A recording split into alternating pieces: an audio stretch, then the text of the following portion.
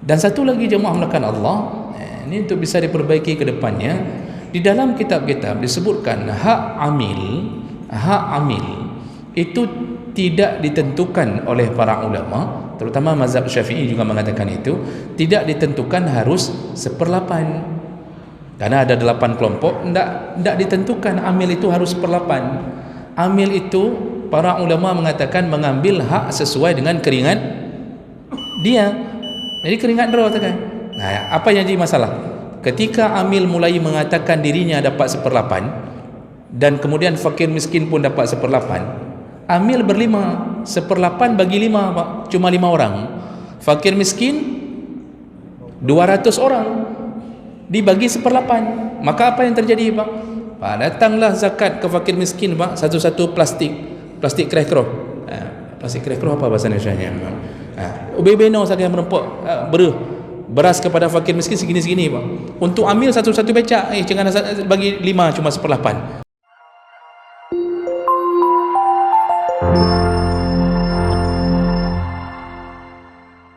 Jadi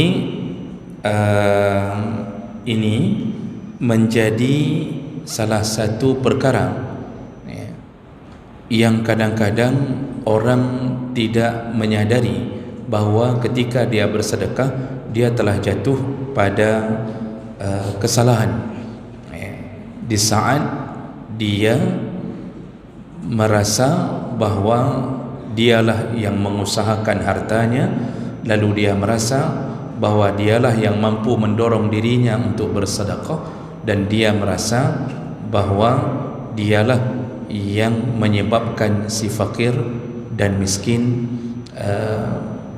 menjadi orang yang tertolong. Nah, jadi jemaah melakukan Allah Subhanahu wa taala, pada dasarnya kita juga harus memahami bahawa orang-orang fakir ini berada di sekitaran kita bukan karena keinginan mereka.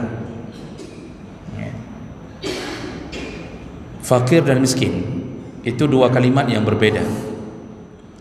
Makanya kan di dalam zakat dipisahkan, innamas sadaqatu lil fuqara wal masakin.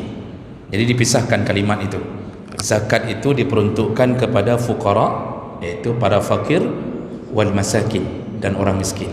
Ini dua kelompok orang ini itu sama-sama berhak mendapatkan zakat, dan kelompok-kelompok yang disebut Allah juga termasuk yang dianjurkan untuk memberi sedekah kepada mereka. Apa beda fakir dan miskin? Karena ada orang yang kadang-kadang ketika memberi zakat, salah satu kesalahan amil tidak bisa membedakan mana yang fakir, mana miskin, mana kaya. Maka kesalahan paling banyak ketika berbagi zakat, memberikan zakat kepada orang yang bukan masuk golongan fakir dan miskin, dan juga tidak masuk ke golongan 6 yang berikutnya. Aneh tidak Pak? Ketika zakat fitrah diberikan ke satu kampung, mandu merempuk, dan ini penyakit yang selalu berulang-ulang tiap tahun. Saya tak faham amil ada membaca fikih atau hanya sekedar berbagi. Karena di dalam urusan zakat, terutama misal zakat harta, zakat fitrah yang kemarin kita lakukan, itu ada orang-orang yang haram menerima zakat, tak boleh terima, dan amil tak boleh beri. Siapa di antaranya yang haram terima zakat? Orang kaya. Orang kaya baru boleh terima zakat kalau dia masuk kategori amil. Si kaya itu jadi amil. Kemudian dia masuk kategori orang yang melakukan jihad fi sabilillah. Dia kaya tapi dia berada di medan perang, dia baru dia terima. Kemudian yang ketiga, kalau dia masuk kategori gharim, terlilit hutang karena urusan masyarakat, dia kaya, kaya raya, tapi habis hartanya sementara karena membuat kemaslahatan di tengah masyarakat, apakah mendamaikan orang perang antar suku, habis pengen kayanya, itu boleh dia terima zakat. Tapi hari ini saya heran, zakat fitrah bagi semua, pintu-pintu orang kaya pun diketuk lalu diberikan zakat fitrah. Kalau orang kayanya berilmu dia tolak, kalau orang kayanya buluh, tahu bulu, rakus, tamak, sudah kaya tapi tak pernah merasa kaya. Karena ada model orang begitu, kaya tapi tak pernah merasa kaya. Dia terima dan dia tak merasa berdosa, padahal hanjut orang kaya terima takut. Itu model orang kaya, Pak, berani ngambil surat miskin untuk anaknya mendapatkan beasiswa, padahal beasiswa untuk fakir miskin, tapi orang kaya membuat surat miskin, lalu mengambil foto kandang bebek di belakang rumahnya, lalu memberi meteran 2 ampere atau 4 ampere yang milik kandang bebek itu supaya merempak beasiswa. Nyo model orang kaya, kaya hartanya tapi miskin hatinya. Fakir adalah orang yang tak punya harta dan dia tak mampu memenuhi kebutuhan hidupnya. Kalau dalam kitab disebutkan, kalau si fakir ada kebutuhan 10, kalau si fakir dia punya hajat 10, yang mampu dia penuhi cuma 3, itu namanya fakir. Dia punya hajat, dia ingin sekolahkan anaknya, dia ingin membayarkan, dia ingin memakai air pam mungkin, karena mungkin tidak ada air bor, atau kemudian dia ingin ini, dia ingin itu, yang kebutuhan hidup utama 10, dia butuh kebutuhan hidup, yang dia mampu hanya 3, itu masuk kategori fakir. Kalau miskin, dia bukan tak ada harta. Kalau fakir memang tak ada harta, cuma 3 dia mampu. Kalau miskin, dia ada harta tapi tidak mencukupi, nyan geken kasihin. Dalam kitab dijelaskan ringnya, kalau ada kebutuhan 10, maka dia mampu memenuhi 7, 3 yang tak mampu, itu masuk kategori miskin. Makanya jangan salah-salah menilai orang miskin.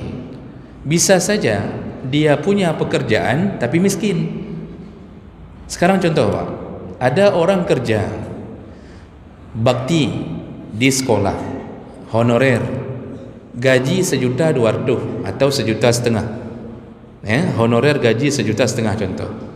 Ini orang punya anak 3, isteri masih 1, karena gaji 1.500.000, nanti menyokong gaji 15 juta mungkin lagi 6 juta, kan?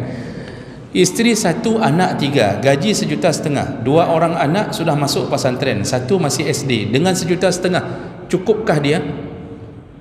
Tidak ada satu orang pun yang mengatakan dia cukup. Makanya ketika memverifikasi mana fakir mana miskin, kesalahan amil paling banyak ketika ditanya, ini bisa, ini dapat enggak? Dia ada yang mengatakan, dia nabut je, kerja di kantor ini, kerja di kantor itu, dia ngajar, dia ada, padahal gajinya tak mencukupi, dia masuk kategori miskin. Jadi gara-gara anak kerja nak pernah dapat zakat, gara-gara ada kerja nak pernah dapat zakat, padahal dia kerja tapi tetap tak mencukupi. Makanya harus lihat dulu kebutuhan orang. Ada yang gaji 3 juta tapi anaknya 6 orang, isteri masih 1, itu 3 juta Bapak Ibu. SPP pesantren, kalau masuk anak pesantren, SPP 2 orang saja sudah 2.200.000, paling kurang 2 juta. Uang jajan anak selama sebulan makan di pesantren, itu saja sudah habis sekitar hampir 3 juta. Gaji ayahnya 3 juta. Makanya jangan sampai mengira miskin itu yang tedeng-deng, tebiya-biya, tetahe-tahe, yang kita lihat dengan sepeda, kemudian kadang-kadang tidak ada kerja. Bukan itu kan bahkan bisa masuk fakir itu. Miskin itu asal tidak cukup untuk dirinya, kebutuhan utamanya tidak cukup, itu masuk kategori miskin. Makanya kita kalau sedekah, kadang-kadang kita menilai orang begini, itu tidak usah kita sedekahkan, nabut je. Belum tentu dia bisa jadi masuk kategori miskin. Makanya kadang-kadang itu perlu kembali ke fikih dalam urusan pembahagian harta begini. Ada kasus Pak, ada janda. Bapak jangan tanya janda itu di mana. Ada janda, suaminya yang almarhum kebetulan kaya dan bukan PNS, kaya dengan usaha. Ketika suaminya meninggal, Suaminya telah meninggalkan rumah yang besar, tapi harta tak lagi ditinggalkan. Jadi begitu meninggal langsung putus usahanya. Akhirnya janda ni kerja hari-hari untuk mencukupi kebutuhan hidup, jual kuih, Pak. Nah, buat kuih, antar ke toko, antar ke kedai. Kebetulan saya kenal janda ini, tapi saya cuma kenal, Pak. Jadi baik nak fikir-fikir lain kan? Saya kenal janda ini dan beliau curhat, beliau katakan, Ustaz, saya tidak pernah dapat zakat. Apa memang saya tidak berhak dapat zakat? Anaknya 4, yang kuliah 2 orang. Kerja beliau betul-betul hanya buat kuih, Pak. Karena suaminya itu hanya meninggalkan rumah kebetulan rumah besar, lalu tak pernah dapat zakat. Rupanya pertimbangan orang-orang yang menjadi pengambil kebijakan di kampung, yang dilihat rumahnya. Jadi begitu mau kasih zakat, raya rumah dia, besar rumahnya tu. Jadi gara-gara rumah besar tu tak dapat zakat. Makanya saya bilang, ibu hancurkan aja rumah ni. Ibu jual aja rumah ni, ibu berdiri aja, duduk aja rumah-rumah orang yang nampaknya orang miskin. Itu model kesalahan cara mengambil kesimpulan. Melihat miskin bukan lihat di rumah, bukan lihat di pekerjaan. Semua orang yang tak mampu mencukupi kebutuhan utama, kebutuhan primer untuk hidupnya, yang kasihin, Pak. Makanya honor-honor orang-orang yang gajinya kecil dengan kebutuhan rumah tangga yang besar, itu masuk kategori orang penerima zakat. Yang anehnya ini tak dapat. Malah orang kaya bisa saja dapat, dihantarkan ke rumah. Nah, ini kesalahan paling banyak terjadi hari ini. Dan satu lagi, jemaah melakukan Allah, ini untuk bisa diperbaiki ke depannya. Di dalam kitab-kitab disebutkan hak amil itu tidak ditentukan oleh para ulama, terutama mazhab Syafi'i juga mengatakan itu, tidak ditentukan harus 1/8. Karena ada 8 kelompok, tidak ditentukan amil itu harus 1/8. Amil itu para ulama mengatakan mengambil hak sesuai dengan keringat dia. Jadi keringat draw kan.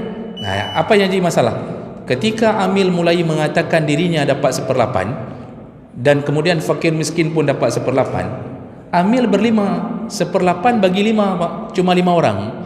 Fakir miskin 200 orang dibagi 1/8, maka apa yang terjadi, Pak? Pak, datanglah zakat ke fakir miskin, Pak, satu-satu plastik krekro.